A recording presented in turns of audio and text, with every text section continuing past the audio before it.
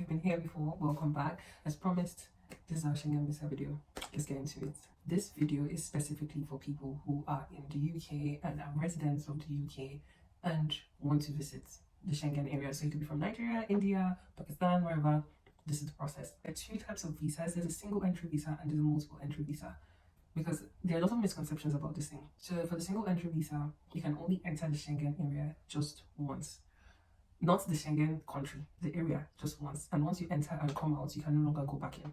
But for the multiple entry, you can go, come back in, go out, and come back in. So that's something that a lot of people don't know. So mind you, once you enter the Schengen region, you can move around on a single entry. You can move around, go anywhere you want within the region. But once you come out, you can go back in.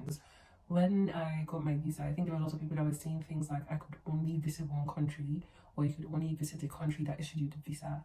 That isn't true. So if you're one of those people that has been looking for that information, there you go. The first thing I'm going to want to do is to find a country that has an appointment slot. My God, that is like the most difficult part.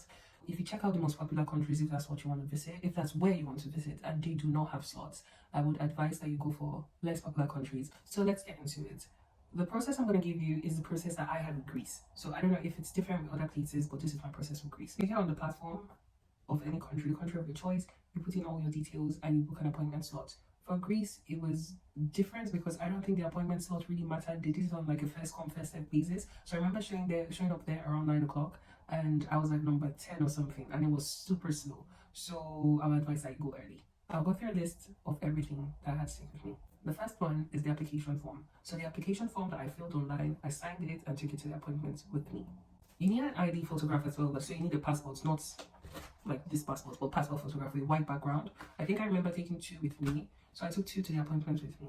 If you're a resident of the UK, you need the UK's resident permits. So I took the permits with me, and I took a copy of said permits with me as well. Proof of sufficient funds for your stay. This is very important. So I knew I was going to go to France from Greece. So what I did instead was, I didn't mention this in my application that I was going to go to Greece and then France, because they might have wanted proof of funds for both locations, and I'm a student. So you have to have a reasonable amount of money. Like, do the math of how much you think your stay will cost there, like your reservation, your flights. Even if you're staying with someone, don't just do the math and use that. Make sure you don't touch that money in your accounts. I didn't touch mine for like 5 months or so. I just left it sitting there. So the money was sitting there for quite some time, and I think that really helped in my application process. I took, I think, about 3 or 4 months of copies of my bank account statements with the money not going below a certain point. Confirmed round trip travel tickets. Confirmed. Greece does not play jokes. Like, you actually need to buy the tickets. So that was something that, some people talk about like making ticket reservations.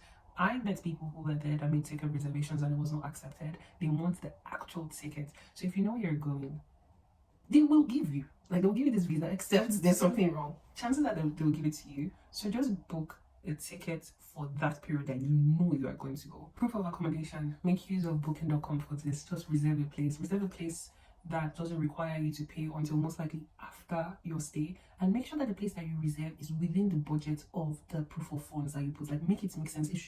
Your application should tally, because most applications I've made in my lifetime, I submitted them myself. So it should make sense that, if you stay here for this amount of days that you said your length of stay, then it makes sense. Use booking.com, find a place, make a reservation, print out your confirmed reservation, and take it with you.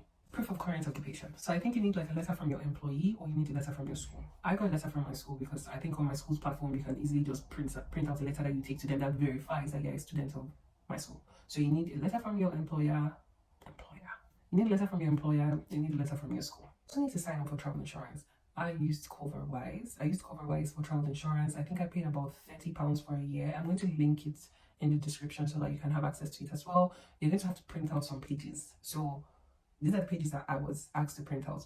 You print out page 4 to 5, and you print out page 29 to 33. Those are the important pages that have like a list of how much you paid and what the travel insurance covers, because they need that. I remember not printing out, I think, 29 to 33, and I had to print it out at the visa center, and it cost me money, and it cost me an hour 30 minutes to get that thing sorted out because there was a queue for it. So don't be like me, don't waste time.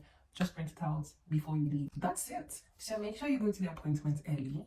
Make sure you don't be like me, go early so that they won't make you sit down. Do your biometrics, do your capturing, and leave. It took about 2 weeks for me to get a word from them. That's all that you need to know. Let me know if you have any questions. Me, I don't like wasting time. I'll just give you the story, no chaser. Let me know if you have any questions. If you have any questions, ask me, drop it in the comment section, and don't forget to like and subscribe for more. Bye.